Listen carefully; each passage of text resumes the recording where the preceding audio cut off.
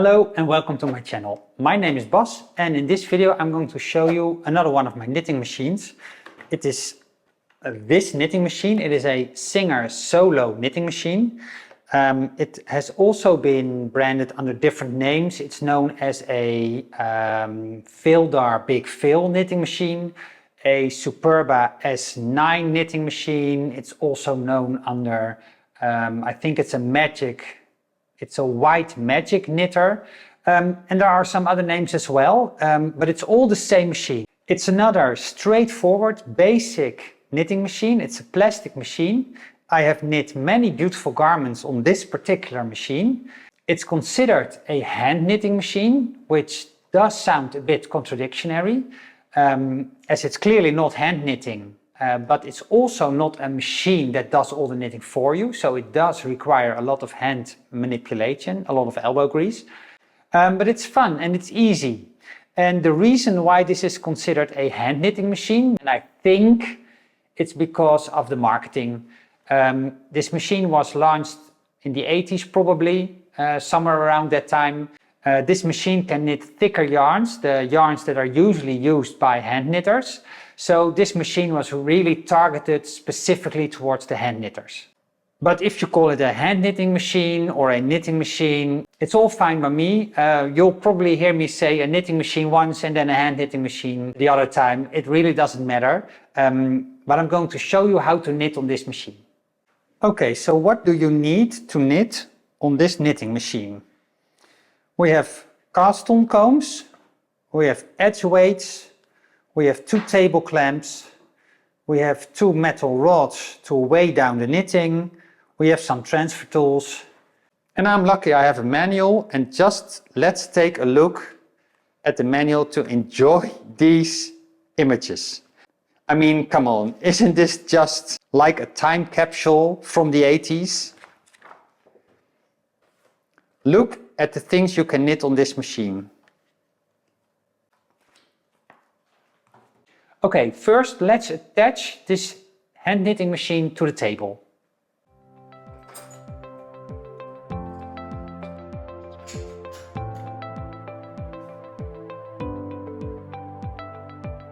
Same on the other side. Okay, so let's take a look. We have a needle bed with 115 needles. And the needles are spaced 9 millimeters apart, which is a good indicator this is a hand knitting machine for the thicker hand knitting yarns. Then we have the needle bar with the needle indicator numbers, and in the center we have 0, and we count up towards the sides. So this is the 0, the center point, 1, 2, 3, 4, 5, needle number 5, here is needle number 10, 15, 16, 17, etc. Same on the other side, needle number 5, 6, 7, needle number 8, needle number 10, it's indicated. So you know exactly what number of needles you're knitting with. Then there are 4 needle positions. When the needles are all the way to the back of the needle bed, they are out of work, they're in non-working position. Then there are 2 working positions, which is this position just slightly forward, working position 1, and this position, working position 2. Needles in these 2 positions will knit, and depending on the setting on the carriage, they do different things, but they will knit.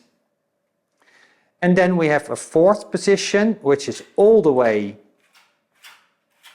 to the front of the needle bed, and now these needles are in holding position, in resting position.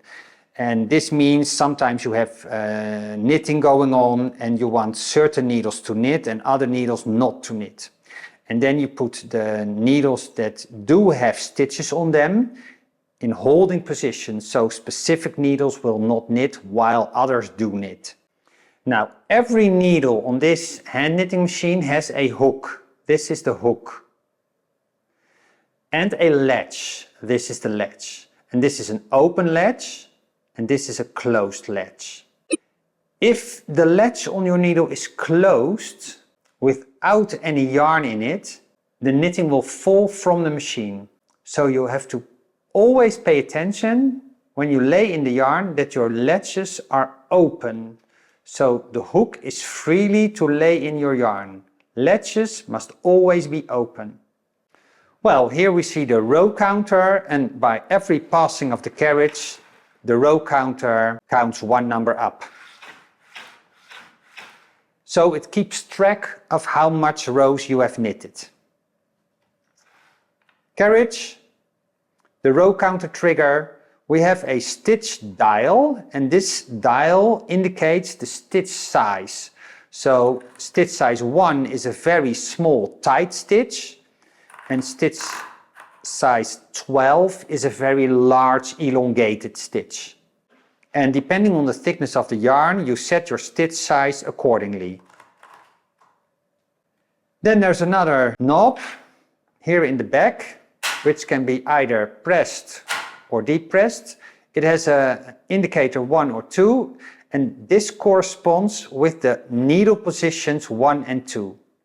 So when I have needles that are in work, so selecting a few needles like this, and I set my needle position to 2, these needles will knit and end up in needle position 2. And there they are. And the other way around. When I press the knob, the needles in needle position 2 will end up in needle position 1. And there they are. And this is something you use when casting on or transferring stitches, because it's easier to transfer stitches when the needles are back than when the needles are in front. This is more difficult to transfer a stitch from another needle. Then we have cast on combs, and we have 4 of them, and we use them to cast on.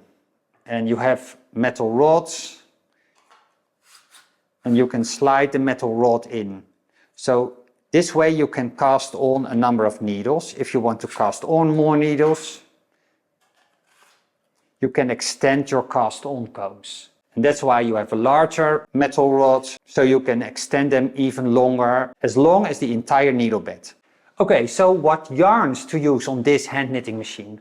Well, I've said it before, this machine is targeted towards hand knitters, and therefore it uses yarns hand knitters use. The needle spacing is 9 millimeters apart, which is pretty wide. So this is considered like a bulky knitting machine. And the yarn I'm going to use today is this cheap acrylic yarn.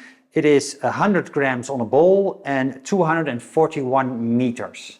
And this is fairly thick. I've used this yarn for hand knitting before, but the machine can take even thicker yarns than this. But this is what I have lying around, so I'll show you how to use this yarn.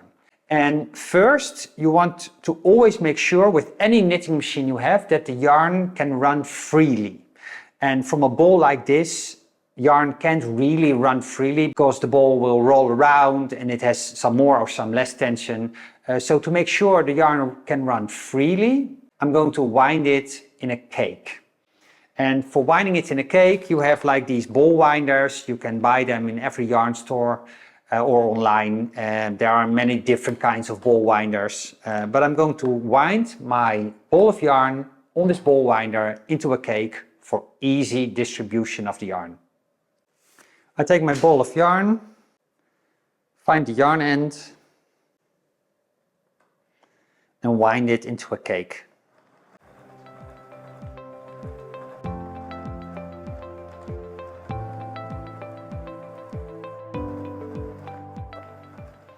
So now I've got a nice yarn cake from which the yarn can run freely, smoothly for easy feeding while knitting. And I magically have another yarn cake, and this is thinner yarn. This is waste yarn I have left over from another project on another machine. And when knitting on this knitting machine, I like to do the cast on, hang the weights with a thinner waste yarn, and then switch to the actual yarn I want to use for my project. So, start with the cast on, the waste yarn. On this machine you put your yarn on the floor and you feed it in by hand. I'm going to do an open cast on, and for this example I'm going to take 40 needles to the left, 40 needles to the right. So I take one cast on comb and I select 40 needles to the left, 40 needles to the right, and I place my needles in needle position, in working position 2. I check that all my latches are open, and if they are not open, I'm opening them now. So, all my latches are open. I take a metal rod and add it to my cast-on comb. And this one cast-on comb is enough for this number of needles. If I want to do more needles, I would add another cast-on comb. There is a groove here. And I'm resting my cast-on comb in the groove. For the cast-on, this button, the needle selector switch, I'm going to put in position 1. So I'm going to press it in position 1. And I'm going to set my stitch size to 3. I'm going to hook my yarn in the yarn stopper on the right side of the machine. I'm going to lay my yarn into the needle hooks. And because all the latches are open, the yarn is in all the needle hooks. I'm going to slightly tension the yarn with my left hand. And I'm going to take the carriage across once, from right to left. Now all the needles have switched to position 1.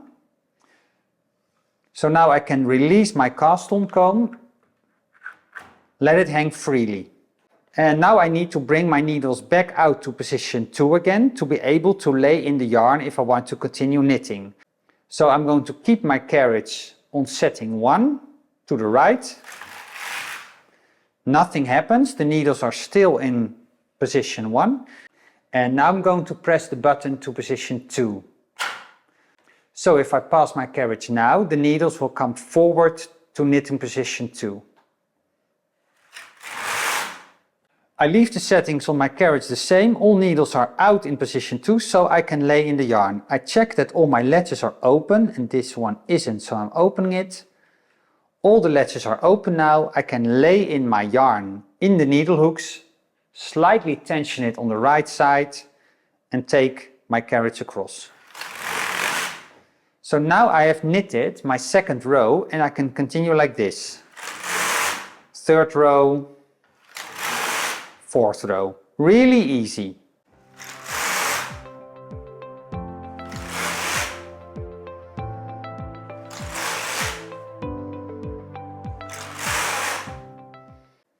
Okay, so I have knitted a few rows of waste yarn now, and for the final pass of the carriage from left to right, I'm going to increase my stitch size to the size that I want to use for my main yarn. And in this case, that's 5.5. So with the waste yarn, lay the yarn in, final pass, 5.5. So now my stitches are the same size that I am going to use for my main yarn. Okay, so now I did a cast on with some waste yarn, and I'm going to start with my main yarn. So the actual garment or project you want to knit is going to start now. And you can do several things. You can just continue knitting like this, and then it's an open edge. You can make E-wraps, you can crochet a cast on for the main yarn, you can do mock rib, hand manipulated rib, all sorts of things. But for this video, I'm just going to keep it simple. I'm going to do a closed edge. So I'm going to E-wrap the needles with my main yarn. I'm going to reset the row counter to 0. I'm going to place my main yarn on the floor. I'm going to add some edge weights to the edge of the knitting. And these edge weights just help pull on the edge needles a little bit more to help them knit off the stitches. I'm checking that all the latches are open. I'm going to release the waste yarn from the yarn stopper on the right.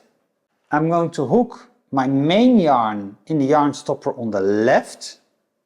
And I'm going to E-wrap these needles, and I want to wrap the needles behind the latches. So I'm going to bring them just ever so slightly forward.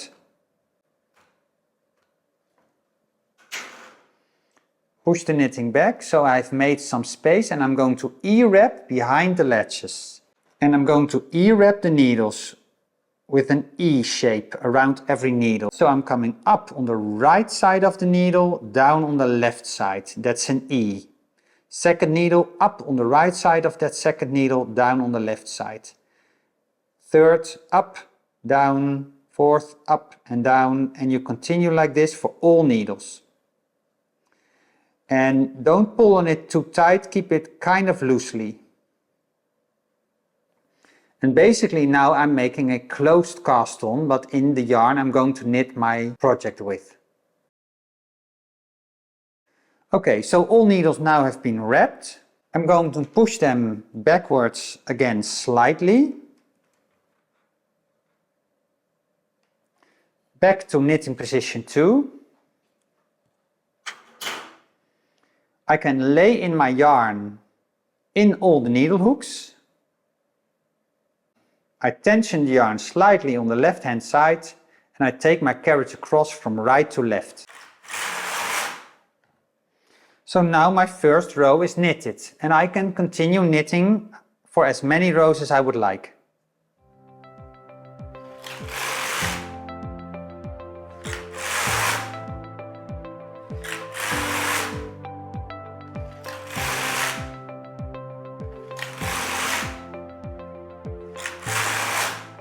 And after a few rows I release the yarn from the yarn stopper on the left.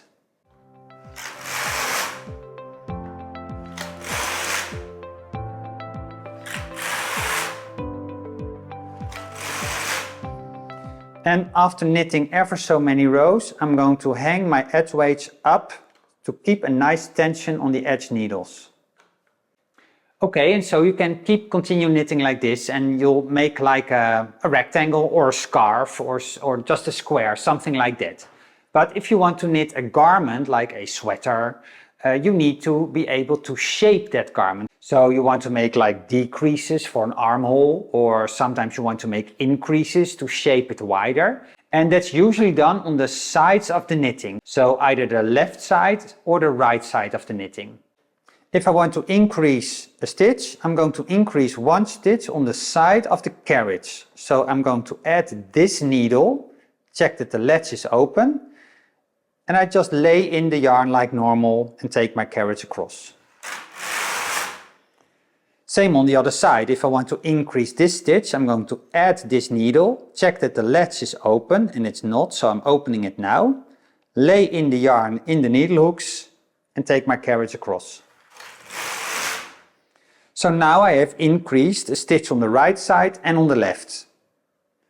Another stitch on the right side. Another stitch on the left side. So my knitting is getting wider. I have increased 2 stitches on the right and 2 stitches on the left. So let's knit a few rows.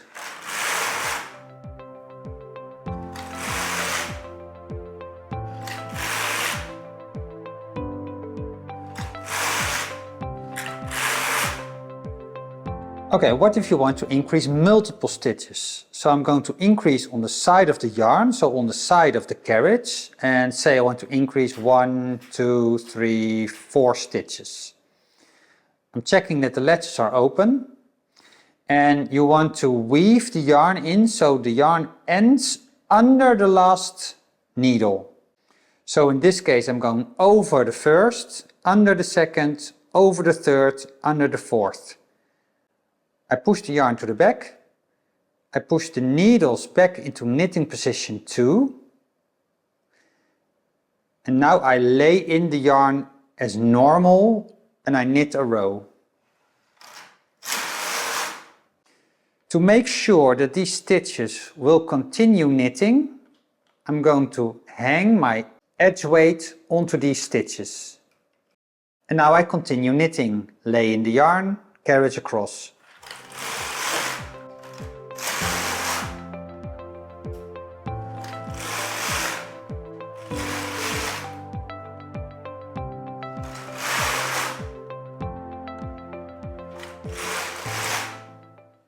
Okay, on to the decreasing. Decreasing can be done on either side of the knitting if you decrease 1 stitch at a time. Okay, let's decrease some stitches. I'm going to take a transfer tool, in this case a one-prong transfer tool, and I'm going to decrease one stitch on the right. I hook my transfer tool into the needle hook. I pull the needle forward. I push the needle back so the stitch slides onto my transfer tool, and I'm going to transfer the stitch to the adjacent needle, and I'm making sure that the stitch is behind the ledge. Same on the left side. I hook my transfer tool into the needle, pull the needle forward, push the needle back so the stitch slides onto my transfer tool. I'm going to transfer it on the needle next to it. And I'm making sure that both stitches are behind the ledge. And now I can continue knitting as normal. Now 2 stitches have been decreased. But what if I want to decrease multiple stitches? So I knitted another row, my carriage is back on the right hand side. I'm going to take my transfer tool and I want to decrease multiple stitches. So I start the same, I hook my transfer tool into the needle hook, pull the needle forward and push the needle back so the stitch slides onto my transfer tool. And I'm transferring it to the stitch next to it, making sure that both stitches are behind the ledge.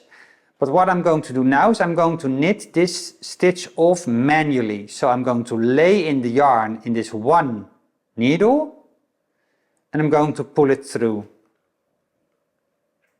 And pull the needle to the front again.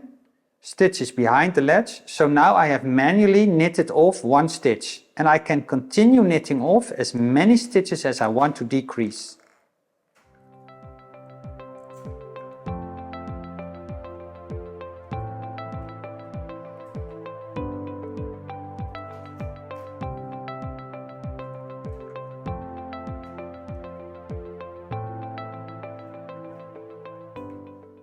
If I want to bind off my work, I can continue to do this for all stitches. So binding off basically is just decreasing multiple stitches, and in this case all the stitches.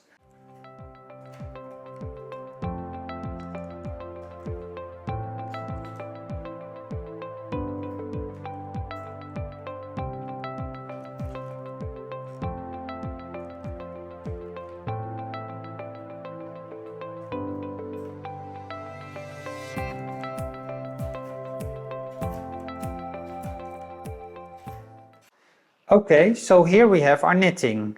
I'm going to remove the straw from the cast-on comb.